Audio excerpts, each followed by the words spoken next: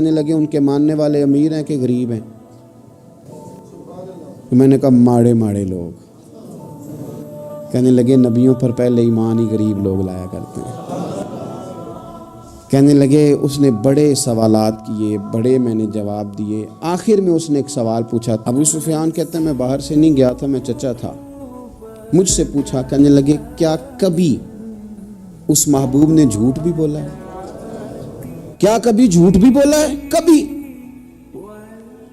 تو ابو سفیان کہتے ہیں کہ ایک منٹ کے لیے، چونکہ مخالف تھا، میرے دل میں خیال آیا کہہ نہ دوں، بولا ہے معاذ اللہ، نقل کفر نہ باشد۔ کہتے ہیں پھر میں نے سوچا کہ ایک تو یہ عرب کی وفاداری کے خلاف ہے کہ میں غلط بات کروں، اور دوسرا یہ کہ میں انہیں جادوگر کہوں تو شاید کوئی اس پر سوچے، شاعر کہوں تو شاید کوئی توجہ کرے، پر مدینے والے محبوب نے جھوٹ بولا ہے، یہ تو مانے گا ہی کوئی نہیں۔ یہ کیسے ہو سکتا ہے؟ یہ تو صادق اور امین ہونا تو ان کا آفتاب سے زیادہ روشن۔ کون اس بات کو تسلیم کرے گا؟ کون مانے گا؟ کوئی نہیں مانے گا۔ اللہ اکبر، کون تسلیم کرے گا؟ ابو سفیان کہتے اس نے پھر پوچھا بتاتے کیوں نہیں، چپ کیوں کر گئے ہو؟ کیا کبھی انہوں نے جھوٹ بھی بولا ہے؟ اللہ اکبر۔ تو ابو سفیان کہتے ہیں میں بول پڑا، میں نے کہا کہ وہ میرے بھتیجے ہیں، میں نے انہیں ماں کی گود میں بھی دیکھا، دادا کے کندھوں پہ بھی دیکھا، چچا کے گھر میں بھی دیکھا، ختیجہ کا دولہا بنے بھی دیکھا، میں نے اس حبیب کو جگہ جگہ دیکھا، اور میری آنکھوں کے سامنے ان کی کن پٹیوں پہ مقدس سفید بال آئے، میں نے بڑا کچھ دیکھا، پر میں نے اس حبیب کو کبھی جھوٹ بولتے نہیں دیکھا، کبھی یہ لفظ زبان سے نکلے ہی نہیں، کبھی یہ بات کہی نہیں، کبھی جھوٹ بولا ہی نہیں، سوال ہی نہیں پیدا ہوتا۔ تو کہتے سناٹا چھا گیا میری بات پر مجمع میں، نجاشی نے کندھے کے اوپر رومال رکھا، اٹھ دیا۔ میں نے کہا بادشاہ رزلٹ تو اناؤنس کر، تو نے سوال پوچھا میں نے جواب دیا، اب جا رہا ہے؟ کہنے لگا رزلٹ کیا دینا ہے، رزلٹ تو نکل آیا ہے۔ جس نے کبھی بندوں سے جھوٹ نہیں بولا وہ یہ جھوٹ کیوں بولے گا کہ میں اللہ کا رسول بن کے آیا ہوں؟ یہ والا جھوٹ کیوں؟ اسیر دشمن کی چاہ میں بھی، مخالفوں کی نگاہ میں بھی وہ امین ہے، صادق ہے، معتبر ہے، میرا پیغمبر عظیم تر ہے، میرا پیغمبر عظیم تر ہے، میرا پیغمبر عظیم تر۔ لگے جو مزدور شاہ ایسا، نہ دھن نہ دولت سربراہ ایسا، دیکھو عرش نشیں کا زمیں پہ گھر ہے، میرا پیغمبر عظیم تر ہے، عرش نشیں کا زمیں پہ گھر ہے، میرا پیغمبر عظیم تر ہے۔ میرے عزیز، رسول پاک علیہ السلام کا سچا ہونا، دیانتدار ہونا، یعنی مخالف بھی جس بات کو کہے کہ ہاں یہ بات ٹھیک ہے، کہ ان کی زبان سے کبھی بات غلط نہیں نکلی، لیکن دروغ گوئی، جھوٹ، اور دنیا کے سامنے جھوٹ، اور قومی معاملات میں جھوٹ، اور جتنا دل کرے کھل کے جھوٹ، یہ رویے جب قوموں کے ہو جائیں، میرے عزیز، ایک حضور سید عالم صلی اللہ علیہ وسلم کی صداقتیں، اور پھر میں ایک مقام پہ پہلے بھی میں نے عرض کیا تھا، پھر کہتا ہوں، حضور سید عالم صلی اللہ تعالیٰ علیہ وسلم نے فرمایا تھا یہ جو جھوٹ ہوتا ہے یہ شک پیدا کرتا ہے، اور یہ سچ جو ہوتا ہے یہ اطمینان پیدا کرتا ہے۔ آپ زندگی میں تھوڑے وعدے کر لیں، تھوڑی باتیں کر لیں، پر جتنی کریں، میں عوام سے بھی کہتا ہوں، بیوی نہیں اعتبار کر رہی ہوتی، وہ کہتے ہیں تو جھوٹ ہی بڑے بولتا ہے۔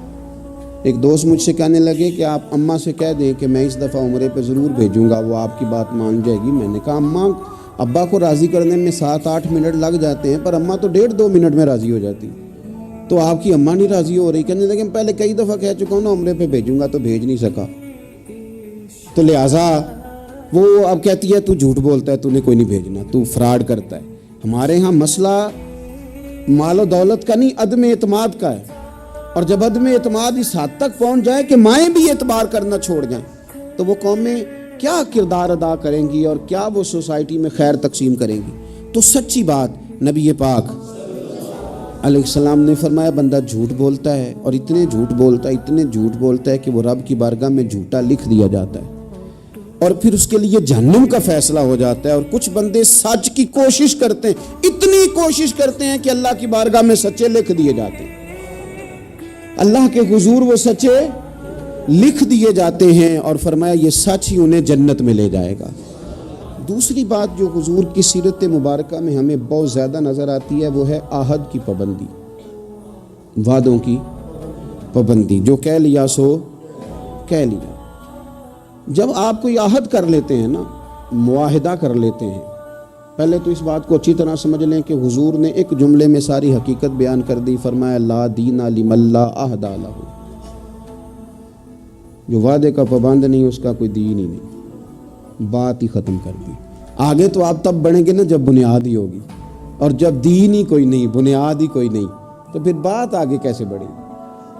اس سے اگلا آپ فصل کیسے بوئیں گے؟ عزیز دوست میری بات پر آپ توجہ کریں گے، نبی پاک صلی اللہ علیہ وسلم نے جب عہد کیے تو پھر حضور نے ان عہد کی پابندی کی، اور اس طرح کے بعض اوقات عقل انسانی کھڑی ہو جاتی ہے کہ اس طرح بھی وعدے کی پابندی ہوتی ہے، یعنی بندہ چکرا جاتا ہے کہ یوں بھی ہوتا ہے۔ آپ غور کریں نا، ایک صحابی کہتے ہیں میں نے اعلان نبوت سے پہلے حضور سے کچھ چیز خریدی اور میں نے عرض کی حضور آپ یہاں رکے، میں پیسے لے کے آیا۔ آپ کتنا کو کسی کا انتظار کر سکتے ہیں؟ میں نے دیکھا ہے 2-4 منٹ امام صاحب لیٹ ہو جائیں تو لوگ اعتراض کرتے ہیں، کہتے ہیں یہ آتا نہیں، لہذا ہم نے بندہ بدلنا ہے، چھٹی دے دو اس کو۔ کتنا کو آخر؟ میرے عزیز وہ شخص کہتے ہیں، صحابی فرماتے ہیں کہ میں نے نہ کوئی چیز اعلان نبوت سے پہلے خریدی، عرض کی یا رسول اللہ صلی اللہ علیہ وسلم آپ یہاں رکیں تو میں پیسے لے کے آیا۔ کہتے ہیں میں گیا اور گھر جا کے بھول گیا کہ حضور کو کھڑا کر آیا ہوں۔ 1 گھنٹہ بھولے آپ، 4 گھنٹے بھولے، 1 دن بھولے، کہتے مجھے 3 دن تک یاد ہی نہیں آیا۔ میں نے کہہ دیا آپ نے سن لیا، کبھی سوچو 3 دن انتظار کوئی آسان کام ہے؟ الانتظار اشد من القتل، اہل عرب کہتے ہیں قتل ہوتی اتنی تکلیف نہیں ہوتی جتنی انتظار کرتے ہوئے ہوتی، یہ تو موت سے سخت بات ہوتی۔ کہتے 3 دن مجھے یاد ہی نہ آیا، 3 دن کے بعد مجھے یاد آیا تو میں جلدی سے وہ پیسے تھامے اور اس جگہ پہنچا، جا کے دیکھا تو حضور وہیں کھڑے تھے جہاں میں کھڑا کر آیا۔ وہ تیری سیرت تیری صورت زمانے سے نرالی ہے، تیری ہر ایک ادا پیارے ادائے بے مثالی، حضور وہیں کھڑے تھے، وہیں جلوہ فراز تھے۔ کہتے ہیں مجھے دیکھ کے حضور نے چہرے پر کوئی بل نہیں ڈالا، کوئی حضور کے شکن نہیں آئی، فرمانے لگے تم نے مجھے بڑی تکلیف میں ڈال دیا، تم کھڑا کر گئے تھے، میں یہیں پہ کھڑا ہوں، اسی وقت سے کھڑا ہوں۔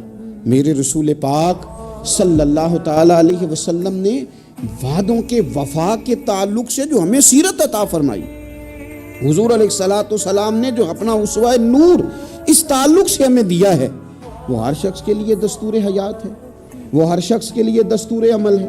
ہر شخص کو چاہیے کہ وہ ان زاویوں میں اپنے آپ کو ڈھونڈے، تلاش کرے۔ بڑی تکلیف ہوتی ہے عوامی سطح پر بھی جب ایسی باتیں سننے کو ملتی ہیں کہ نہیں جی نہیں وہ تو سیاسی بات تھی۔ سیاسی بات کیا ہوتی ہے؟ جھوٹ۔ بخاری شریف میں تو یہ لفظ موجود ہیں کہ بنی اسرائیل کی سیاست ان کے نبی کرتے تھے۔ سیاست کا معنی تو تدبیر کرنا ہے، سیاست کو آپ نے فراڈ کا نام دے دیا ہے۔ وہ جی وہ میں نے تو بس ویسے بات کی تھی، اس کا کیا معنی ہوتا ہے؟ اس کا کیا مطلب ہوتا ہے؟ کچھ مسائل ایسے ہیں جو آپ خود پیدا کرتے ہیں، کچھ چیزیں ایسی ہیں جن کے اندر آپ خود چیزوں کو اس پیک پہ لے کے آتے ہیں، اللہ جانے آپ کے کیا مقاصد ہیں اس میں۔ میرے رسول پاک علیہ الصلوۃ والسلام نے عہد کی پابندی، وعدوں کی پاسداری، اس پر لوگوں کی توجہ دلائی، اور میں نے کہا کہ بعض اوقات حالات اتنے خوفناک ہوتے تھے۔ حدیبیہ کی صلح ہو رہی ہے اور اس صلح کے اندر ایک شرط یہ تھی کہ اگر کوئی مسلمان اپنے آقا کی مرضی کے بغیر مکہ مکرمہ سے مدینہ طیبہ آئے گا تو حضور اسے رکھیں گے نہیں، اگر کوئی شخص مدینے سے مکہ جائے گا تو مکے والے واپس نہیں کریں گے۔ اور بخاری شریف میں موجود ہے کہ اسی شرط پر جناب عمر فاروق پریشان ہوئے کہ ہم تو دب کے صلح کر رہے ہیں، صلح تو برابری کی بنیاد پر ہوتی ہے، یہ کیا بات ہوئی کہ ہمارا بندہ جائے تو واپس نہ کرے، ان کا ہے تو ہم واپس کریں۔ لیکن حضور نے فرمایا میں اللہ کا رسول ہوں عمر، میں اللہ کا، جو میں دیکھ رہا ہوں وہ تم سمجھ نہیں رہے، میں رب کا رسول ہوں۔ اور حضرت عمر کہتے ہیں یہ پہلے میں نے حضور سے بات کی، پھر حضرت ابو بکر سے بات کی، پر قربان جاؤں جو جواب مجھے حضور نے دیا وہی جناب صدیق اکبر نے دیا۔ کہو عمر وہ اللہ کے رسول ہیں، وہ جو کہتے ہیں حق اور سچ ہی کہتے ہیں۔